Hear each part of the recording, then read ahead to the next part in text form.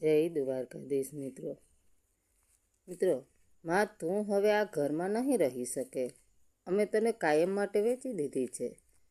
પોતાના જ દીકરાના આ શબ્દો સાંભળીને વૃદ્ધ શારદાબેન ચોંકી ગયા. જે દીકરાને તેમણે પોતાના લોહી અને પરસેવેથી ઉછેરીને મોટો કર્યો હતો, તે જ દીકરાએ તેમને પારકા ઘરમાં નોકરાણી તરીકે વેચી દીધી હતી. શારદાબેનની આંખોમાંથી આંસુ વહી રહ્યા હતા. તેમને સમજાતું ન હતું કે જે દીકરો કાલ સુધી તેમને ભગવાન માનતો હતો, તે અચાનક આટલો નિર્દય કેવી રીતે બની ગયો? આવું શા માટે અને કેવી રીતે બન્યું? દીકરાએ સગી જનતા સાથે આવો વિશ્વાસઘાત કેમ કર્યો? આ સવાલોના જવાબ જાણવા માટે ચાલો આ હૃદયશ્રંપી વાર્તાની શરૂઆતની સફર કરીએ. એક સુંદર મજાનું ગામ હતું. ત્યાં શારદાબેન નામના એક ખૂબ જ માયાળુ અને પ્રેમાળ માજી રહેતા હતા. તેમના પરિવારમાં તેમનો એકનો એક દીકરો નીરજ અને વહુ પૂજા હતા. શારદાબેન પોતાના દીકરા અને વહુને ખૂબ જ પ્રેમ કરતા હતા. તેઓ ઉંમરલાયક હોવા છતાં આખો દિવસ ઘરનું બધું જ કામ હોશે હોશે કરતા અને બધાનું ધ્યાન રાખતા. નીરજ અને પૂજા પણ શારદાબેન સાથે ખૂબ મીઠાશથી રહેતા હતા. પડોશીઓ પણ શારદાબેનના નસીબના વખાણ કરતા રહેતા કે તમારું નસીબ ખૂબ જોર કરે છે. તમને તો સાક્ષાત શ્રવણ જેવો દીકરો અને વહુ મળ્યા છે. માજીને પણ એ વાતનો ખૂબ ગર્વ હતો કે મારો પરિવાર દુનિયાનો સૌથી સારો અને સુખી પરિવાર છે. એક દિવસ સવારનો સમય હતો.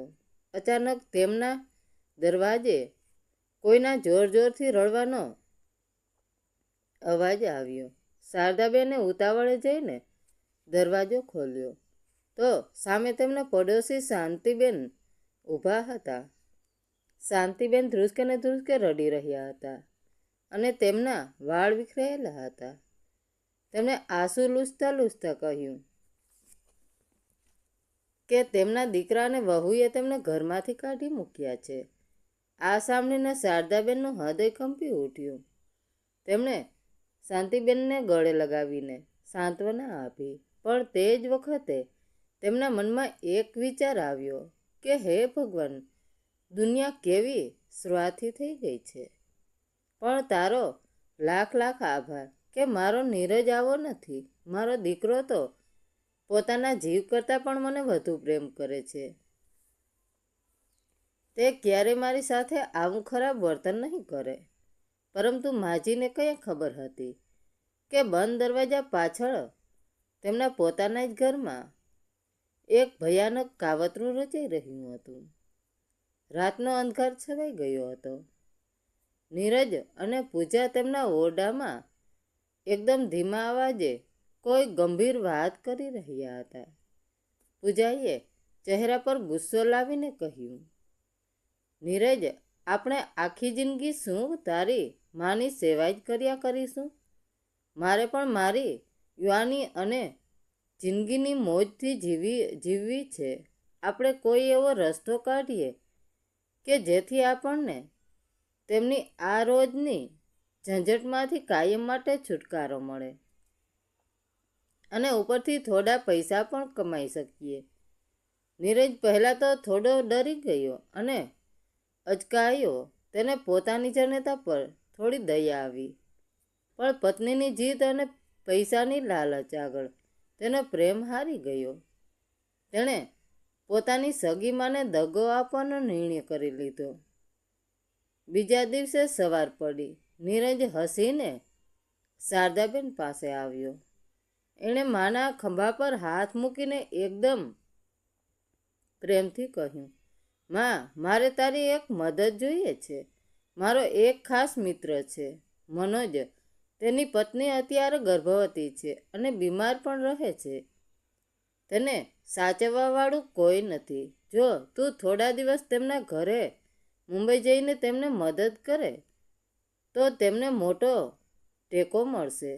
શારદાબેન તો સ્વભાવે ખૂબ જ ભોળા અને દયાળુ હતા. કોઈની મદદ કરવાની વાત આવે એટલે તે ક્યારેય ના પાડી જ ન શકે. તેમને દીકરાની આ વાતમાં કોઈ શંકા ન ગઈ. તેણે તરત જ ચહેરા પર ખુશી લાવીને હા પાડી દીધી. પૂજાએ પણ ખુશ થવાનો ડોળ કરીને તરત જ ફટાફટ માજીનો સામાન બાંધી દીધો.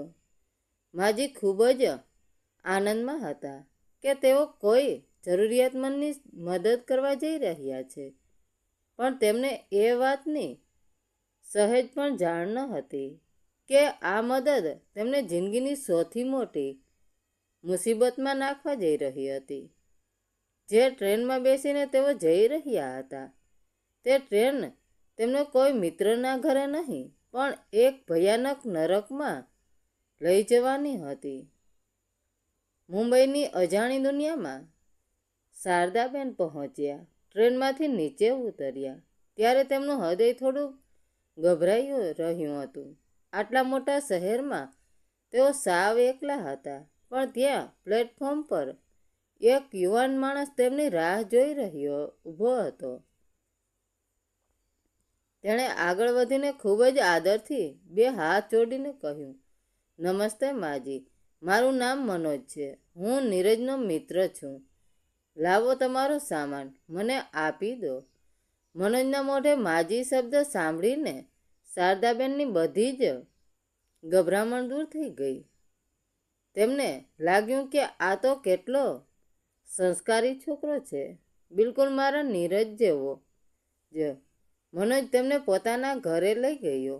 ત્યાં તેણે પોતાની ગર્ભવતી પત્ની નિશા સાથે તેમની ઓળખાણ કરાવી. નિશાએ પણ પલંગ પર સૂતા સૂતા ખૂબ જ મીઠાશથી વાત કરી અને કહ્યું, સારું થયું માજી, તમે આવી ગયા. હવે મને થોડી રાહત મળશે.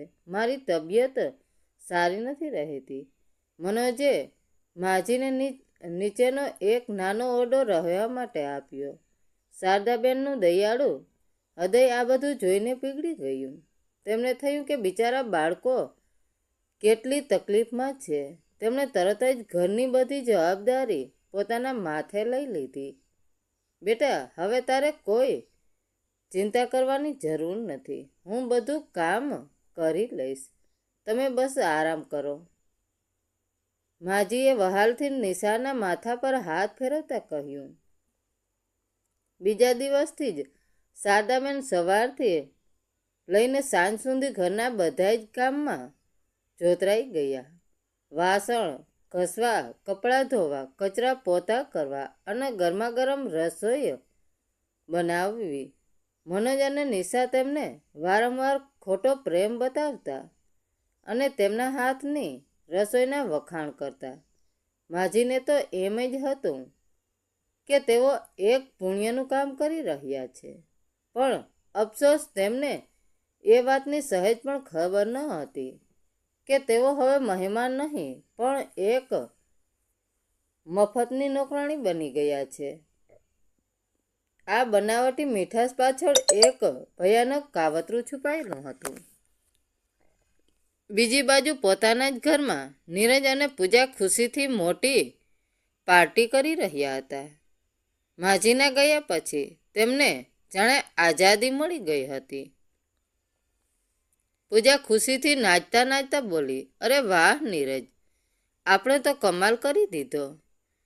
તારી માને ત્યાં મોકલી દીધી અને બદલામાં આપણને મનોજ પાસેથી પૂરા 1 લાખ રૂપિયા પણ મળી ગયા.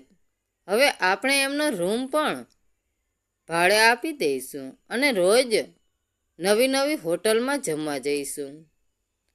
નીરજના મનમાં એકવાર તો વિચાર આવ્યો કે તેણે પોતાની જનેતા સાથે ખોટું કર્યું છે, પણ પૂજાની વાતો અને પૈસાની લાલચ તે એટલો આંધળો થઈ ગયો હતો કે તેને પોતાની મા પર સહેજ પણ દયા ન આવી. બંને જણા એ પૈસાથી મજા ઉડાવવા લાગ્યા, જે પૈસા માટે તેમણે પોતાની માનો સોદો કર્યો હતો. અહીં મુંબઈમાં શારદાબેન આખો દિવસ કાળી મજૂરી કરીને થાકી જતા, પણ તેમના હોઠ પરથી નીરજનું નામ નહોતું જતું.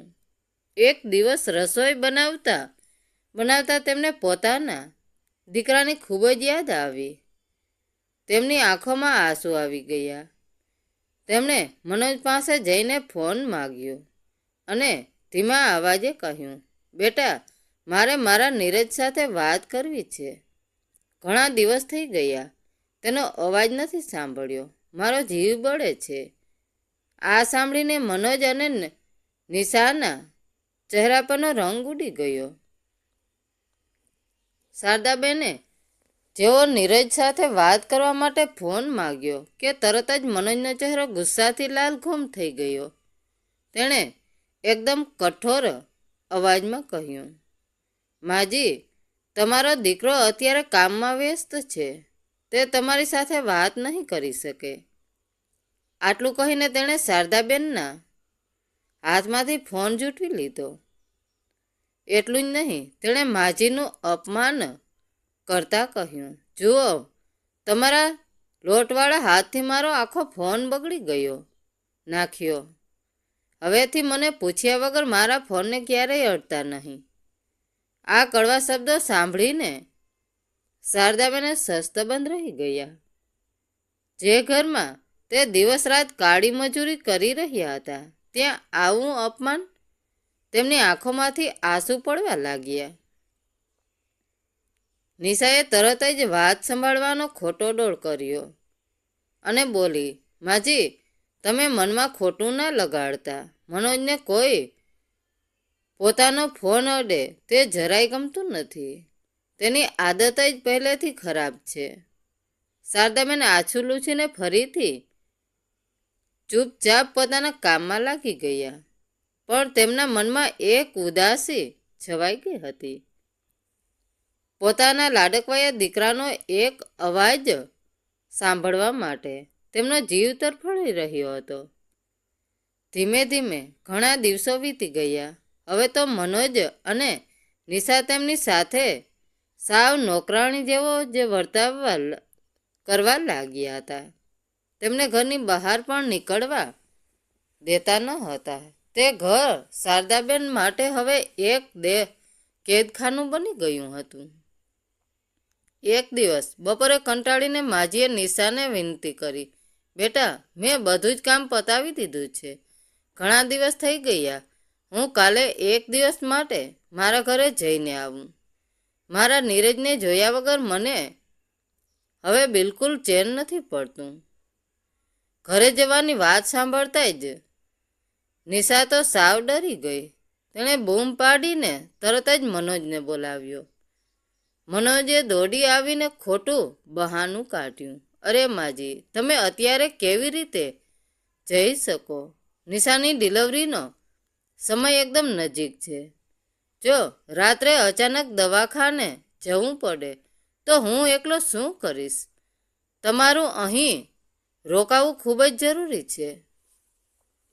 માજી નિરાશ થઈને પોતાના ઓરડામાં પાછા ફર્યા. પણ હવે તેમના મનમાં શંકાનો કીડો સળવળી રહ્યો હતો. તેમને લાગ્યું કે જરૂર કોઈ ગરબડ છે. રાતનો સમય હતો. માજીને ઊંઘ નહોતી આવતી. તેમણે નક્કી કર્યું કે હું આજે તો મનોજને ચોખ્ખું કહી દઈશ કે મારે કાલે ઘરે જવું જ છે. આ વિચાર સાથે તેઓ ધીમા પગલે મનોજના ઓરડા તરફ ગયા. ઓરડાનો દરવાજો થોડો ખુલ્લો હતો. અંદરથી મનોજ અને નિશાનો અવાજ આવી રહ્યો હતો. બંને કોઈ વાત પર જોર જોરથી ઝઘડી રહ્યા હતા. શારદાબેન દરવાજા પાસે ઊભા રહી ગયા અને અંદરની વાત સાંભળવા લાગ્યા. નિશા ખૂબ ગુસ્સામાં બોલી રહી હતી, એ નીરજ હવે વધારે પૈસા કેમ માગે છે? આપણે તેને તેની માના બદલામાં પૂરા 1 લાખ રૂપિયા તો આપી દીધા છે. હવે 1 રૂપિયો પણ વધારે નહીં મળે.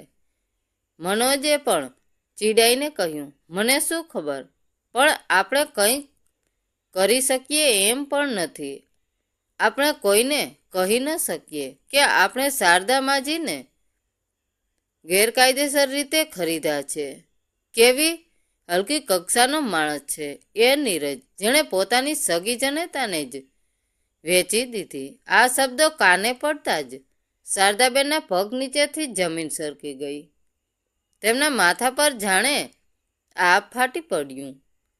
જે દીકરા માટે તેઓ રાત દિવસ તડપી રહ્યા હતા, તેણે તેમને પૈસા માટે વેચી દીધા હતા. માના હૃદયમાં એક ઊંડો ઘા પડ્યો અને તેઓ ધ્રુજતા પગે પોતાના ઓરડામાં પાછા ફર્યા.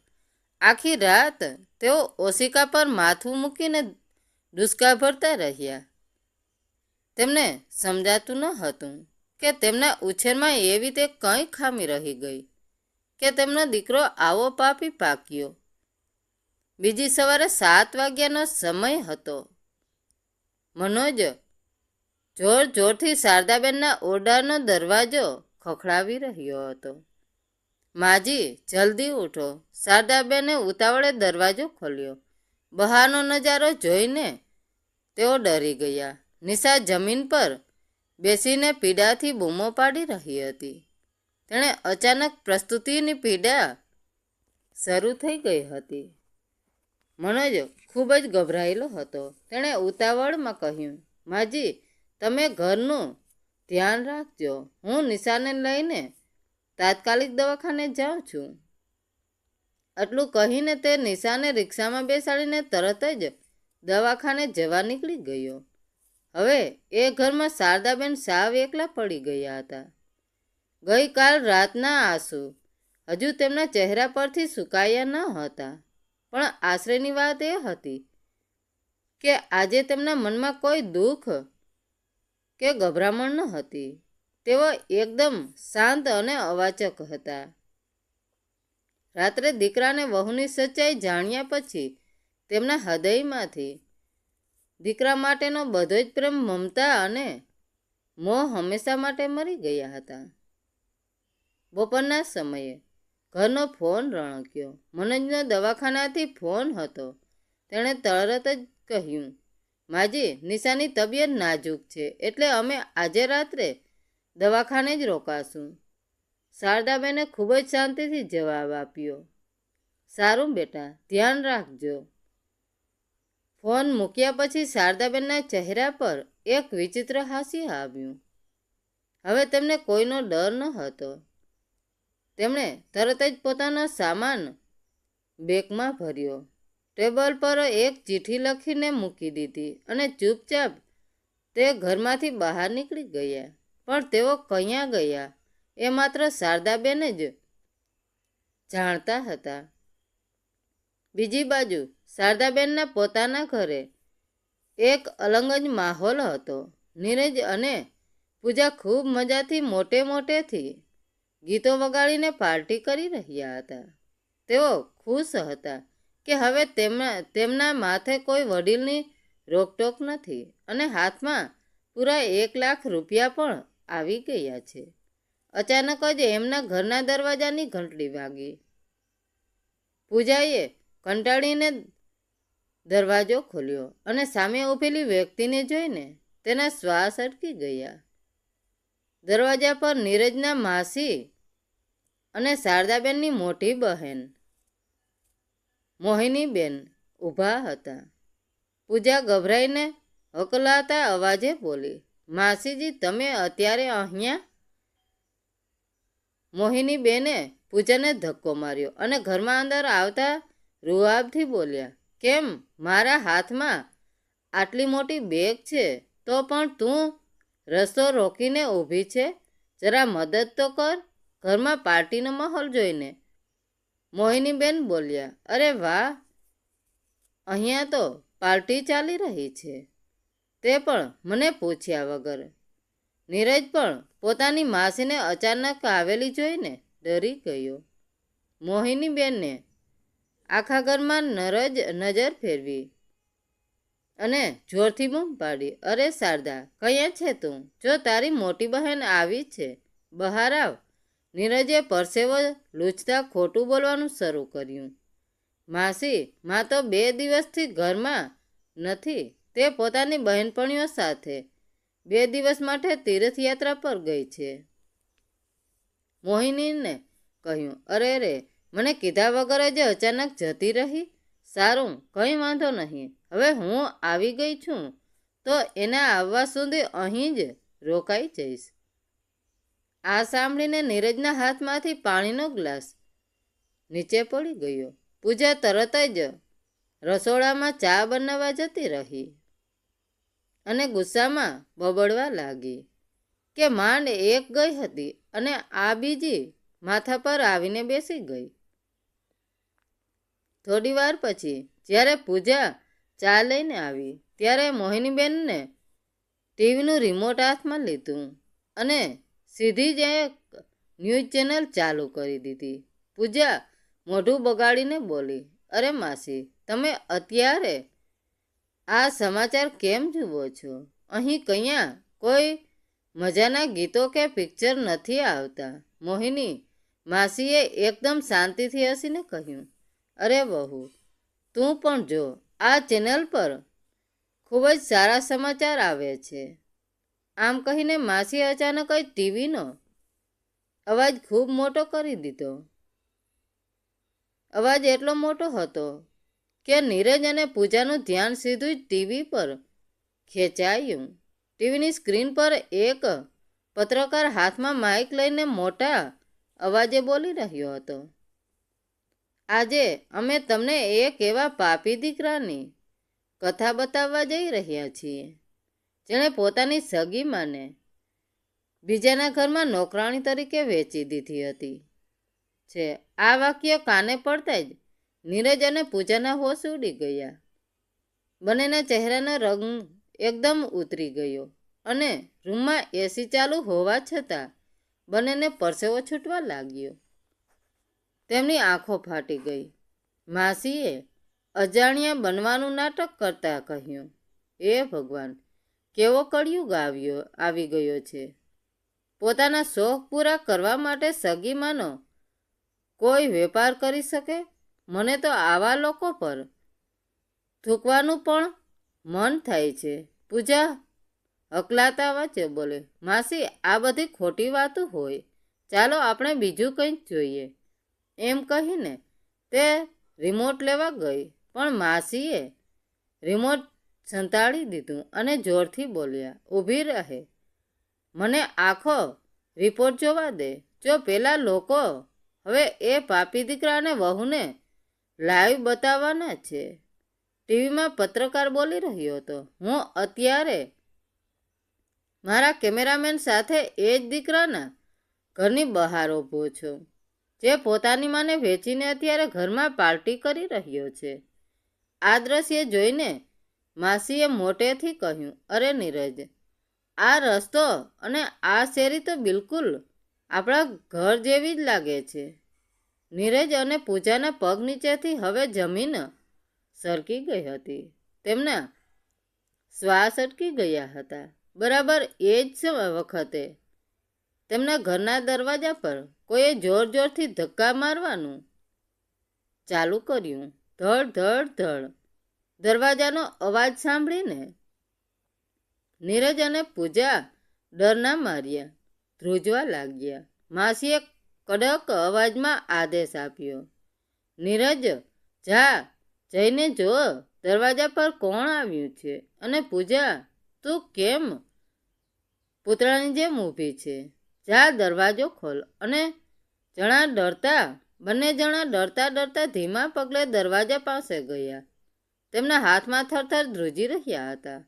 જેવો તેમણે દરવાજો ખોલ્યો, સામેનો નજારો જોઈને તેમની આંખો અંધારા આવી ગયા. દરવાજાની બહાર ટીવીવાળા, પત્રકારો મોટા કેમેરા અને માઇક લઈને ઊભા હતા. એટલું જ નહીં, આજુબાજુના તમામ પડોશીઓ અને આખું ગામ ત્યાં ભેગું થઈ ગયું હતું. બધાની આંખોમાં નીરજ અને પૂજા માટે ખૂબ જ ગુસ્સો હતો. પત્રકારે સીધું જ માઇક નીરજના મોઢા પાસે રાખીને પૂછ્યું, શું તમે જ એ દીકરા અને વહુ છો જેણે પોતાની માનો પૈસા માટે સોદો કર્યો? તમને જરાય શરમ ના આવી? પૂજા ગભરાઈને જોર જોરથી બૂમો પાડવા લાગી, અમે કાંઈ નથી કર્યું. આ બધું જૂઠું છે.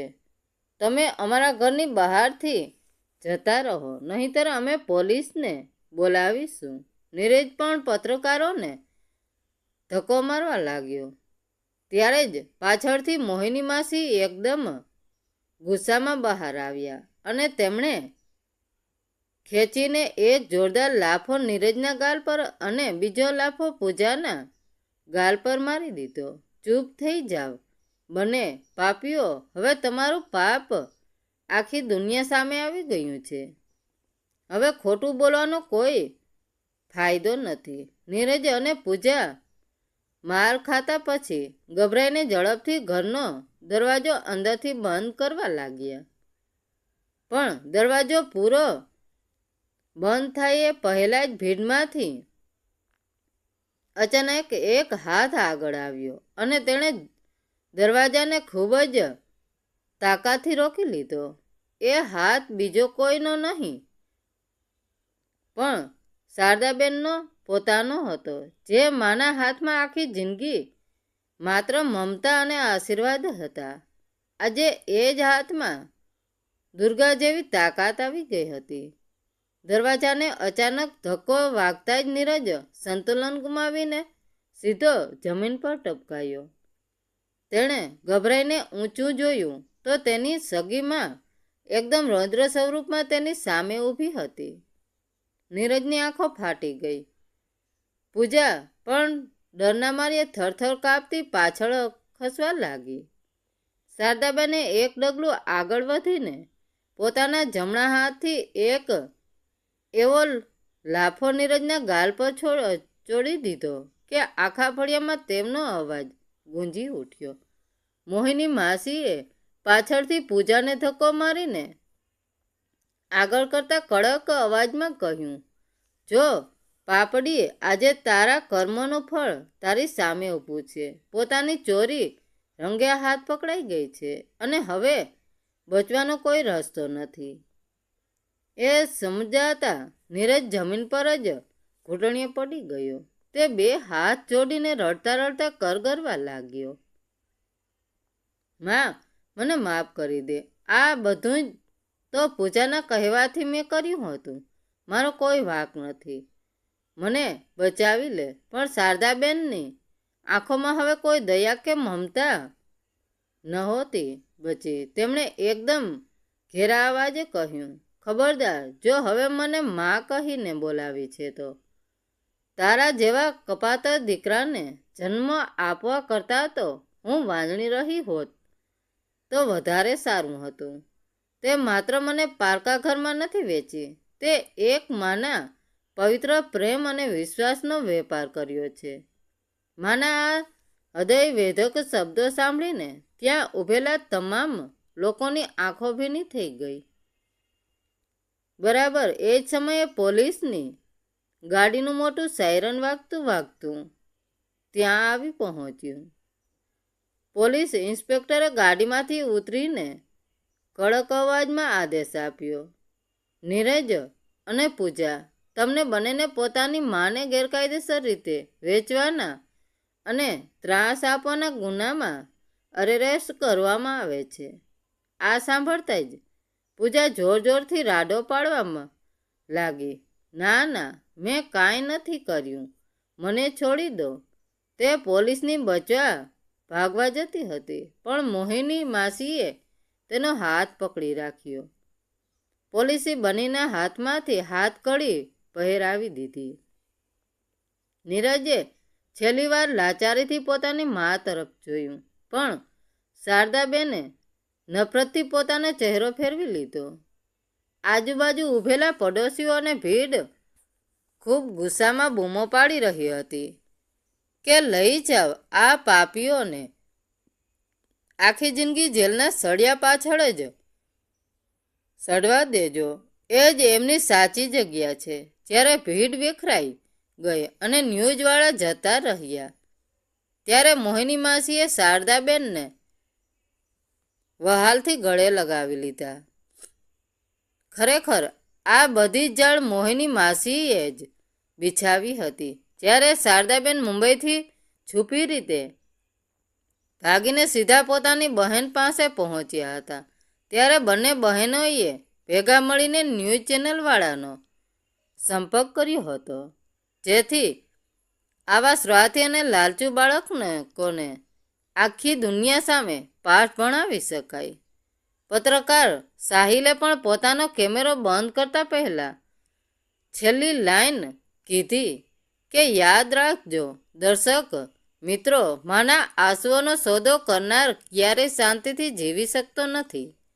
શારદાબેને પોતાની આંખમાંથી એક છેલ્લું આંસુ લૂછ્યું અને ઊંડો શ્વાસ લીધો.